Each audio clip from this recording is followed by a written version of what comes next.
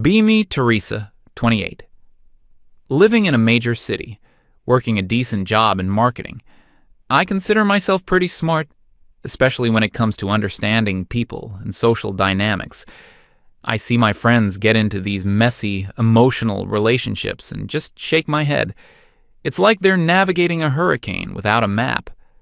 I always believed that modern dating is a market, plain and simple. It's not unromantic to admit that.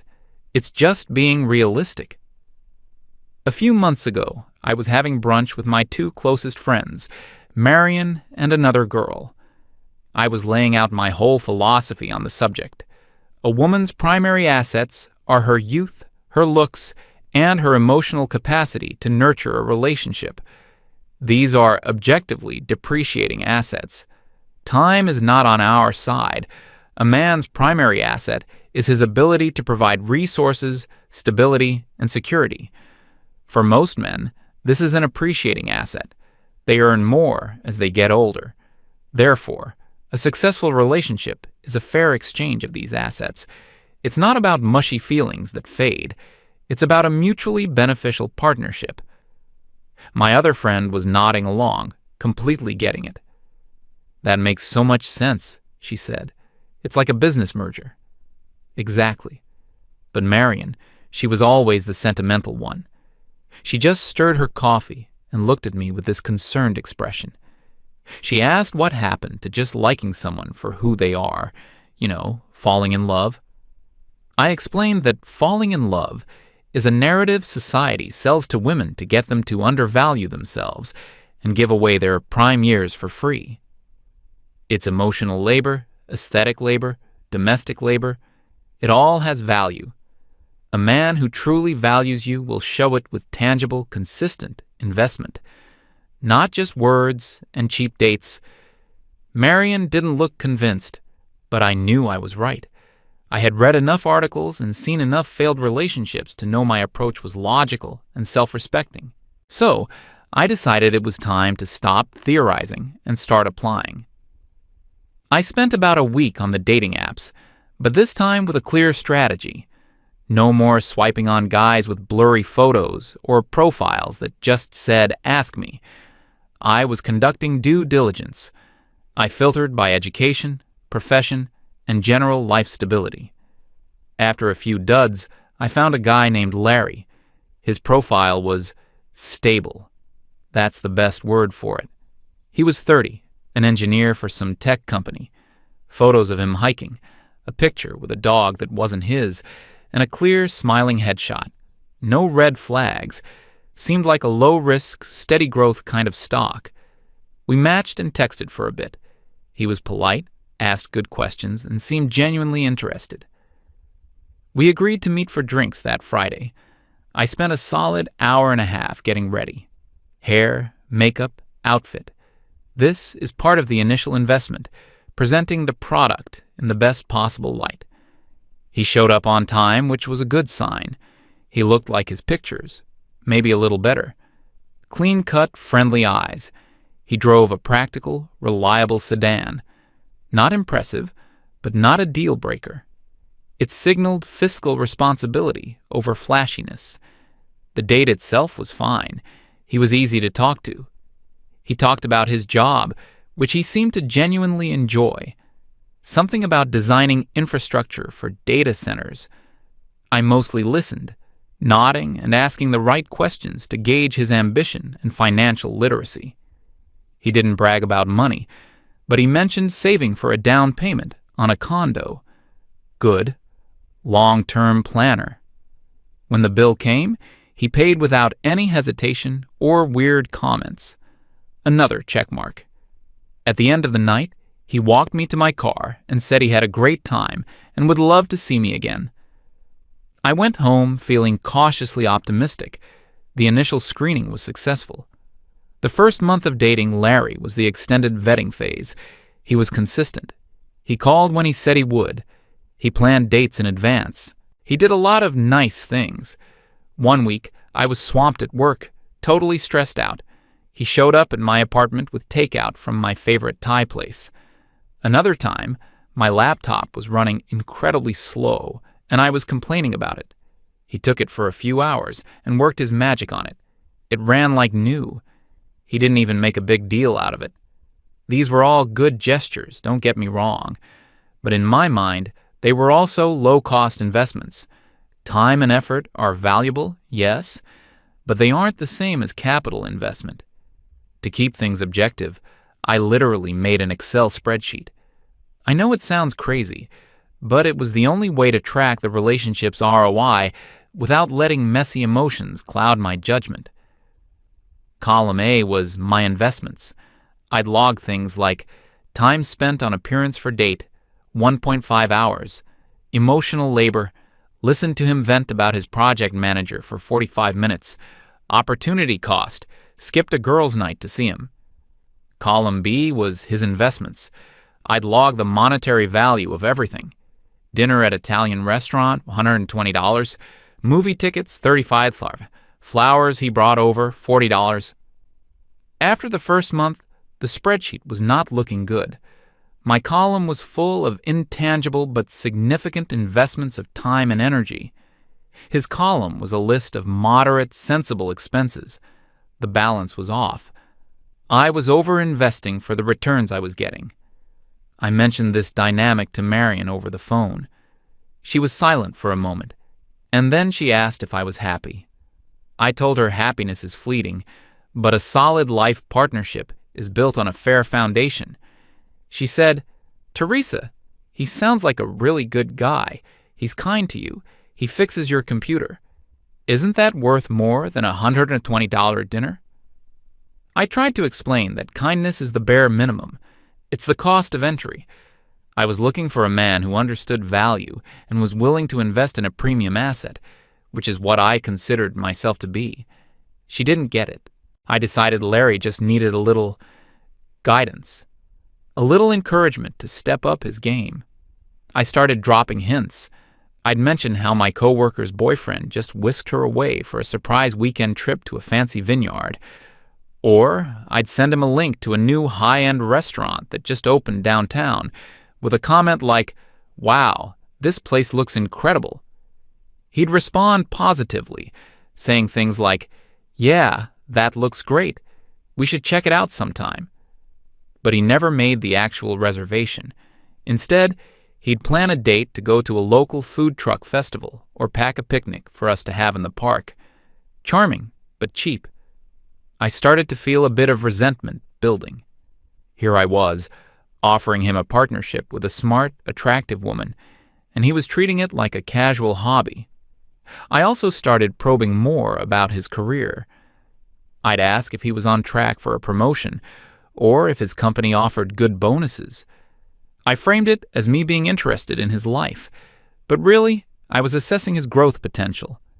He seemed content with his position. He liked his work-life balance. He once told me he'd rather make a little less money and have more time for his hobbies and friends than grind 80 hours a week for a bigger paycheck. That was a major red flag for me. It signaled a lack of ambition. A man's drive is directly linked to his ability to provide. If he's content, that means he's not driven to provide more. Our 3-month anniversary was approaching. This was a milestone. In my view, this was the point where the initial trial period was over, and a real commitment to investment should begin. I made it pretty clear I was expecting something special. I talked about how much I loved this one minimalist jewelry brand I'd seen online. I mentioned how I'd never been to a truly fancy, multi-course tasting menu restaurant. I was basically giving him a roadmap to success. The night of our anniversary, he came to pick me up. He was holding a neatly wrapped, flat, rectangular gift. Okay, I thought, maybe it's a gift certificate for a spa weekend. Acceptable. We went to a nice, but not spectacular, restaurant, the same one we went to on our second date. He was being very sweet and attentive all night, telling me how much the last 3 months had meant to him. After dinner, he gave me the gift. He had this big, hopeful smile on his face. I opened it. It was a photo album, a very nice leather-bound photo album filled with pictures of us from the past 3 months. He had printed out selfies we'd taken, photos from our hike, a picture of me laughing at the food truck festival. Next to each photo, he had written a little caption, a private joke, a memory of the day. It was thoughtful. It had clearly taken a lot of time and effort, and all I could feel was a crushing wave of disappointment. I smiled, of course. I told him it was the sweetest gift I had ever received. But inside, I was just thinking about the spreadsheet. The cost of this gift was maybe $50 for the album and photo printing. The rest was just time. I felt a knot of anger in my stomach. We went back to my place, and I couldn't pretend anymore. I was quiet and distant. He could tell something was wrong. He kept asking me what was on my mind. Finally, I just broke. I sat him down on the couch and told him we needed to have a serious talk about the state of our relationship. I tried to be calm and logical. I explained that a partnership requires equal investment from both sides. I told him that I felt I was putting in a tremendous amount of effort, emotional, social, and aesthetic, and that I wasn't seeing a corresponding level of investment from his side. He looked completely confused. He said, "I don't understand. I thought things were going great. I try to be a good boyfriend. I care about you a lot." That's when I made the mistake of mentioning the gift. I said that an anniversary is a significant event, and the gift should reflect the significance and value of the relationship. I told him that while the album was sweet, it didn't exactly scream, "I value you and our future together." His face changed. The confusion was replaced by a kind of stillness. He asked me, "What would a gift that values you look like, Teresa?" I took a deep breath and decided to just be direct. I talked about how relationships are a reflection of a man's ability and willingness to provide, that grand gestures are a way of signaling his commitment and his capacity. I may have used the phrase market value when referring to my time and what I bring to the table. I was trying to make him understand the logic of it all, to see things from my clear, rational perspective. He just sat there, listening without interrupting. When I was done, he was quiet for a long time. I thought he was processing it, maybe finally understanding. Then he looked at me, and his eyes were just cold. There was no warmth left in them. He said, "I get it now. I finally get it." He stood up. He told me he had been completely wrong about me. He said he thought he was building a connection with a person, but he was actually just in an extended audition he was never going to pass. He said, "This isn't a relationship to you. It's a business transaction.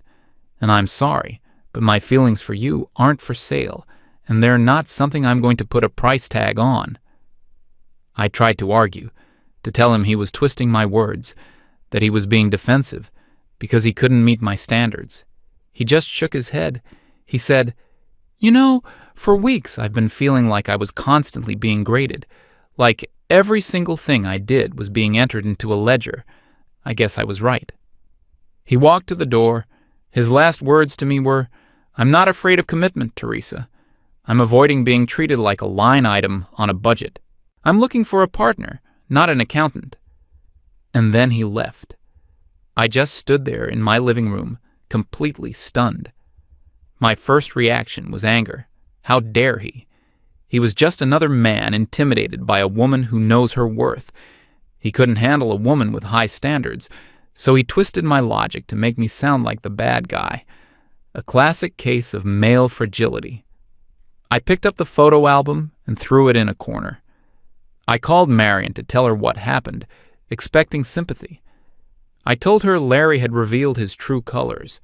He was cheap, unambitious, and couldn't handle a direct conversation about expectations. She was quiet on the other end of the line. All she said was, "Teresa, he made you a book of your memories together, and you threw it away." I told her she didn't understand.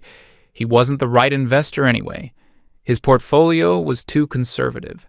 It was a learning experience. My theory wasn't wrong. My choice of subject was.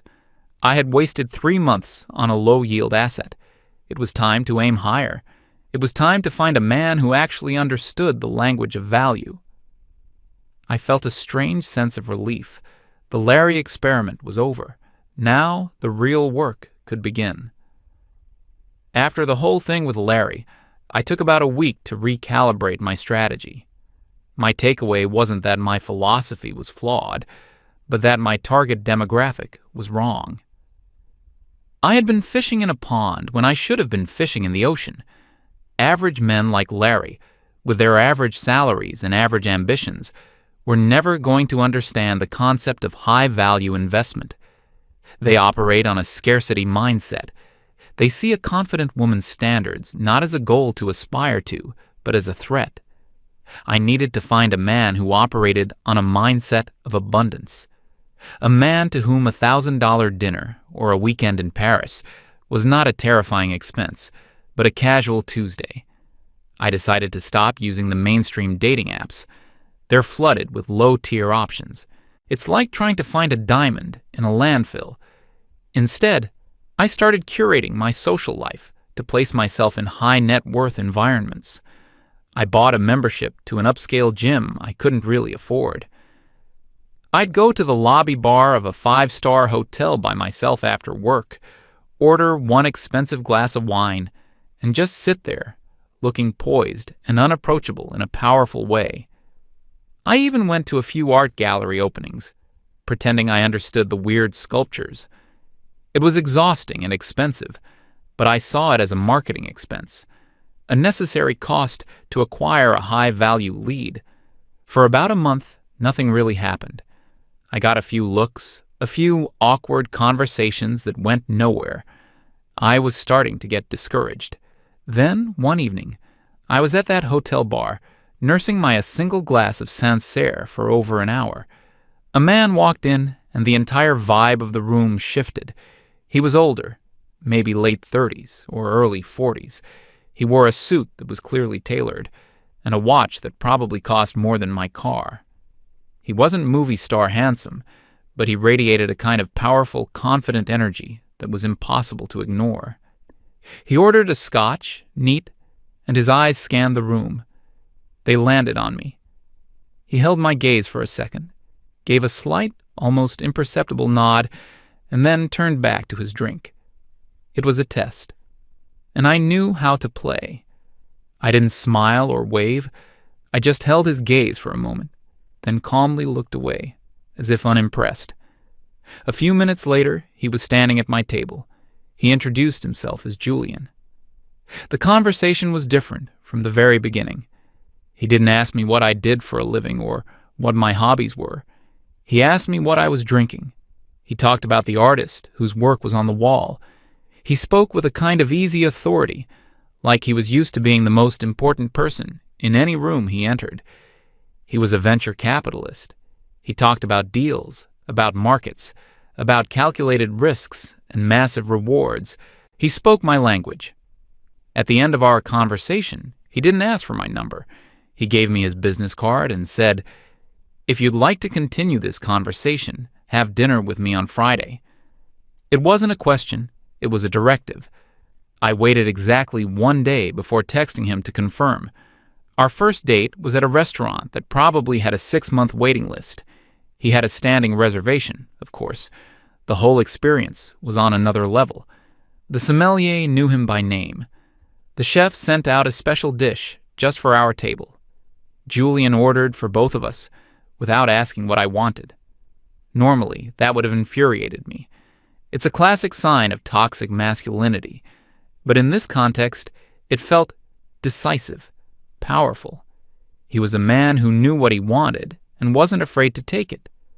The bill must have been astronomical, but he paid it without even looking at the total. This was it. This was the kind of investment I had been looking for. The next 2 months were a blur of luxury. Julian didn't do low-cost dates. There were no picnics in the park. There were weekend trips on a private jet. He didn't bring me flowers. He had a standing order with a high-end florist to have a new arrangement delivered to my apartment every Monday. He didn't make me a photo album. He bought me a Cartier bracelet just because.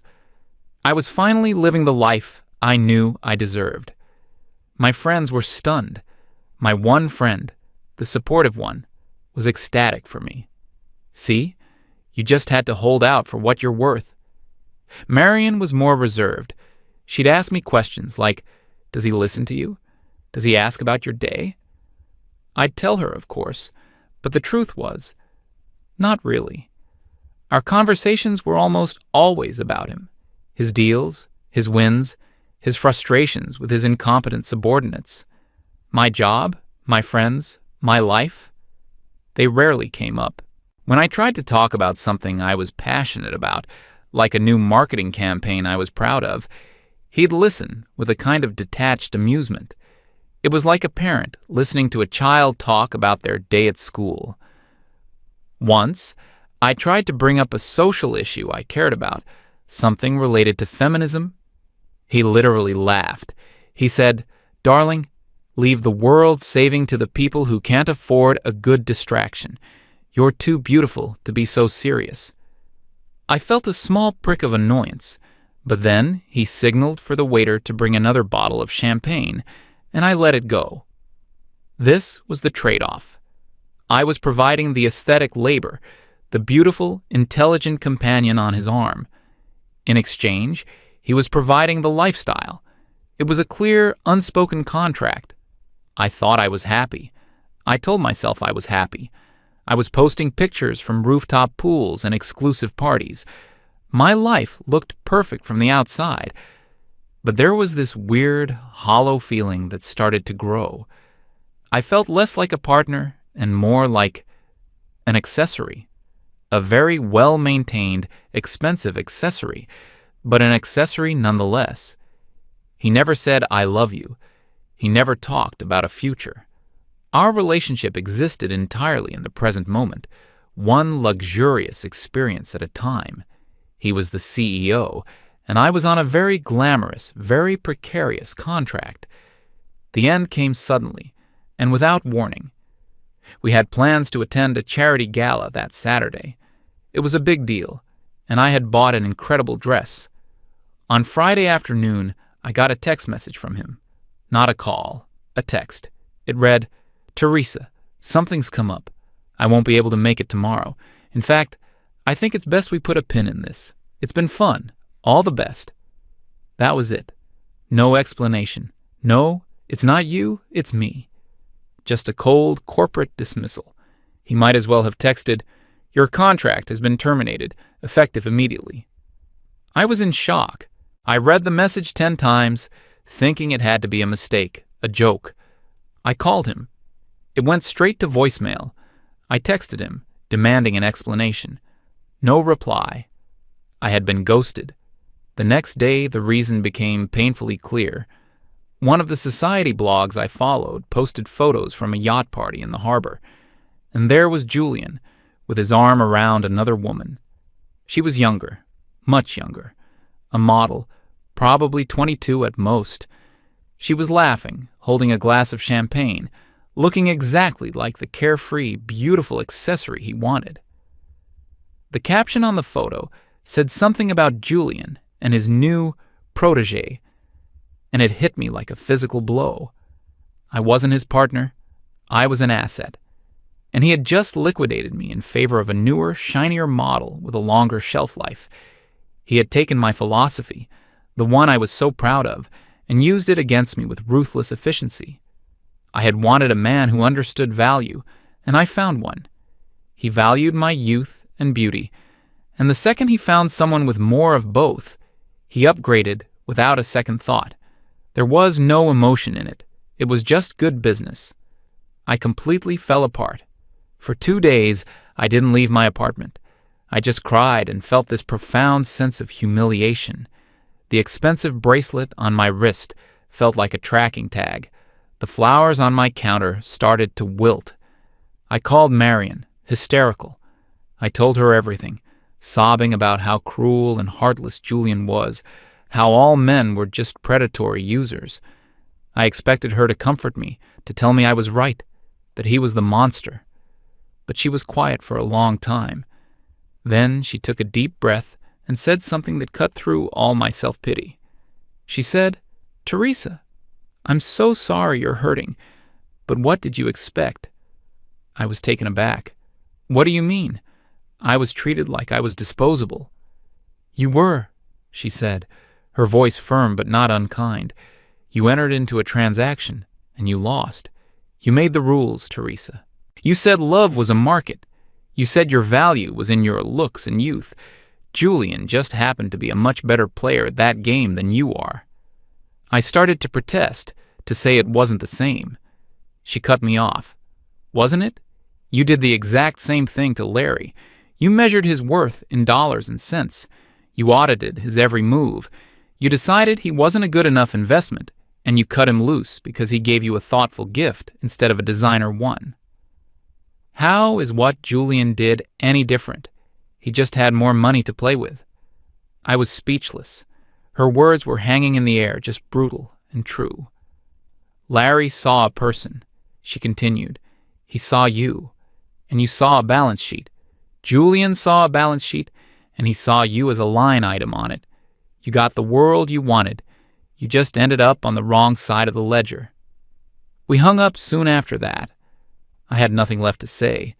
Her words echoed in my head for days. I was sitting alone in my apartment, surrounded by all the evidence of my high-value relationship, and I just felt empty. I walked over to the corner where I had thrown the photo album from Larry.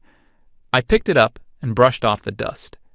I sat on the floor and slowly turned the pages. A picture of me, mid-laugh, with ice cream on my nose.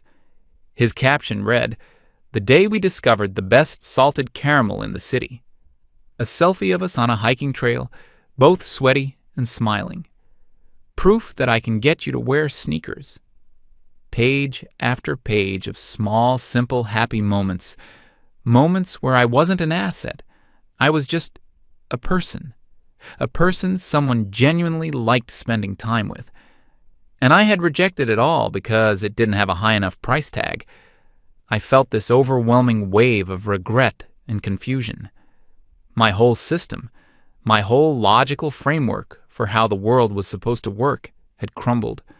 I thought I was being smart, strategic, a woman in control, but I had just been playing a stupid, lonely game that I was always destined to lose. I sat there for a long time, not knowing what to think. My ideology told me that men were the problem.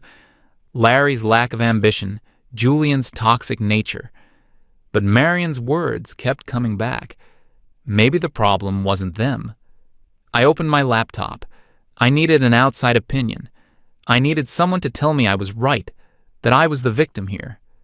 I went to a place I knew I could get unfiltered, anonymous feedback. I started typing out a new post. I framed it carefully, making myself the sympathetic protagonist.